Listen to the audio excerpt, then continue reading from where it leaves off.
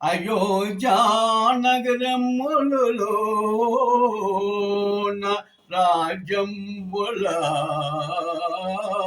పులి సింహంబుల అడవి ముగంబులంబుల భారంబున ప్రజలను భయభ్రాంతములను చేసి ఇండ్ల విల్లును సర్వంబును నేల కూడినట్లను చేసి అరే చంద్రుడు రావలినని కపట నాటకంబునతోనా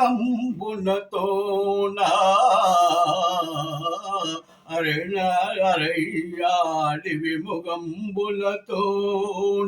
ఈన్న ప్రజలు భయ భ్రాంతములను చెంది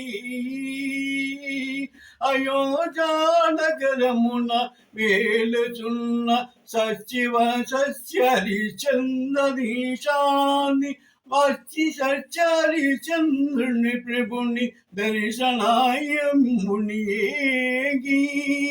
తనను పరిరక్షింపమని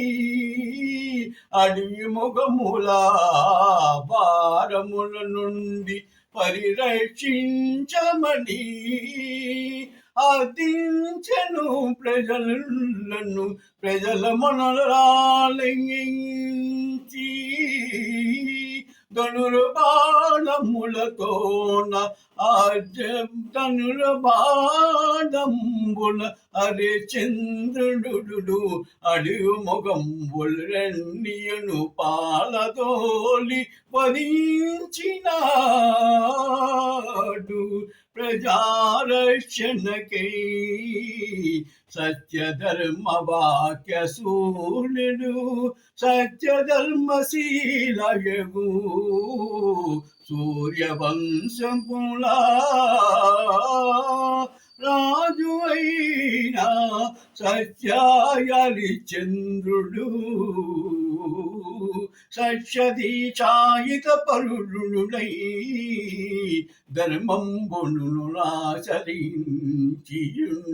ఆచరించియుండియుండిను అంత విశ్వామిత్రుడు కపట నాటకంబులను ఆడి అడవిలో ఉన్న హరిచంద్రుని కాడ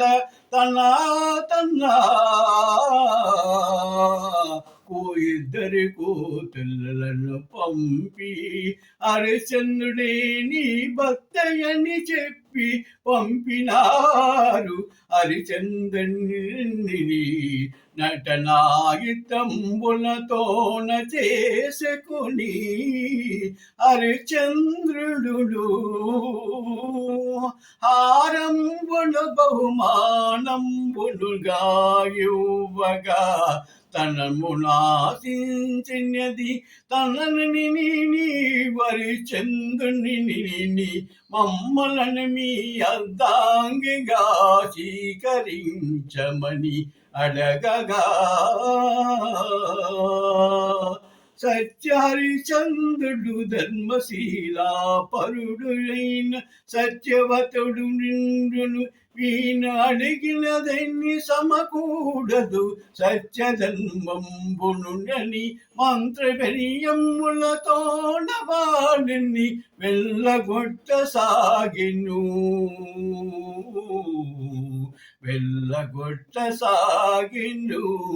అంతలోన నుండు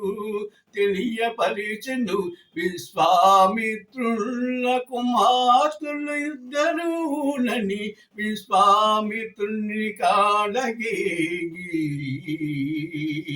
జరిగినది అంతయు విన్నవించినాడు సత్యదిన్మాయేదీశాయిత పరుడునై తన కుమార్తెలను వివాహమాడెను వంశంబులు నిలుపటకి ఒక అర్ధాంగి మాత్రమే నా జీవంబున ధర్మాయి మమ్ములలో సకల సత్పవర్తన యోజన కర్మయోగంబులలోన యజ్ఞయోగాయుత సర్వకర్మంబులు ధర్మపత్రియే ఒకటేనని ఈ సత్యవతుడు సత్యదేవునికి భర్తవ భార్య ఒకటేనని తెలియజెప్పెను విశ్వామిత్రుడు నినకును కావలి నన్న రాజమ్ములను సర్వమ్మును విడియాడగనుని